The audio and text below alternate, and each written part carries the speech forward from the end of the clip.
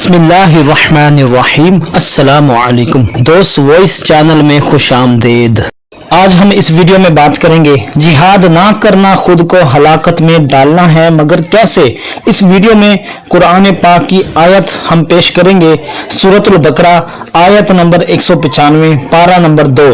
اللہ تعالیٰ قرآن پاک میں ارشاد فرماتا ہے، جہاد کے متعلق دھیان سے سنیے گا، بہت اہم ویڈیو ہے، ہر مسلمان کو یہ ویڈیو سننی چاہیے تاکہ اس کے اندر جذبہ جہاد کا حوصلہ پیدا ہو، ہمت پیدا ہو، اور اس کو جہاد کی جو اہمیت ہے اور اس کا فائدہ ہے وہ اس کو پتہ ہونا چاہیے، کیونکہ اگر ہم اپنے نوجوان نسل کو جہاد کی اہمیت، جہاد کے فوائد نہیں بتائیں گے اور جہاد نہ کرنے کا نقصان نہیں بتائیں گے، تب تک کوئی بھی دشمن کا مقابلہ نہیں کر سکتا۔ تو قرآن پاک میں اللہ تعالیٰ فرماتا ہے، اعوذ باللہ من الشیطان الرجیم، بسم اللہ الرحمن الرحیم، وَأَنفِقُوا فِي سَبِيلِ اللَّهِ وَلَا تُلْقُوا بِأَيْدِيكُمْ إِلَى التَّهْلُكَةِ وَأَحْسِنُوا إِنَّ اللَّهَ يُحِبُّ الْمُحْسِنِينَ۔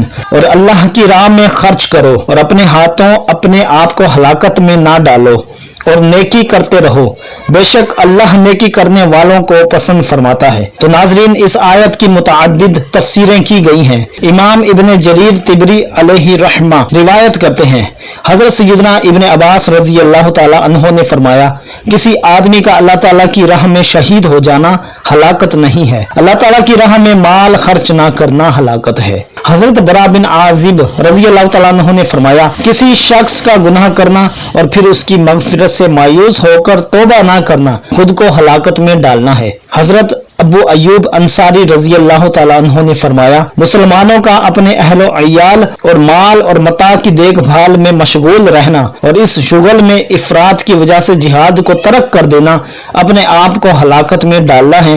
جامع البیان جلد 2 صفحہ نمبر 119 میں ہے۔ یہ تمام اقوال ناظرین اپنی جگہ پر درست ہیں، ہم نہیں کہتے کہ یہ درست نہیں ہے، لیکن ان میں سب سے زیادہ معتمد اور محقق قول یہ ہے کہ جہاد کو ترک کرنا خود کو ہلاکت میں ڈالنا ہے۔ آج امت مسلمہ جو ہر طرف سے دبی ہوئی ہے، پیسی ہوئی ہے، اس کی وجہ یہ ہے کہ وہ صدیوں سے جہاد کو ترک کر چکی ہے۔ مسلمان حکمرانوں نے صدیوں ہندوستان پر حکومت کی، لیکن غیر مسلم ریاستوں سے جہاد نہ کیا، نہ ان کو تبلیغ اسلام کی۔ اگر مسلمان اس فریضہ کو ترک نہ کرتے تو آج دنیا کا نقشہ کچھ اور ہوتا۔ تو ناظرین، ویڈیو کو لائک کر دیں، صدقہ جاریہ سمجھ کر شیئر کر دیں، ہمارے چینل دوست وائس سے جڑا رہا کریں۔ اگر آپ نئے ہیں تو چینل کو سبسکرائب کر دیں، ساتھ والے گھنٹے کے نشان کو دبا لیں۔ ملتے ہیں کسی اور اچھی معلومات، اچھی ویڈیو کے ساتھ، کسی خواب اور اس کی تعبیر کے ساتھ۔ فی امان اللہ، اللہ حافظ۔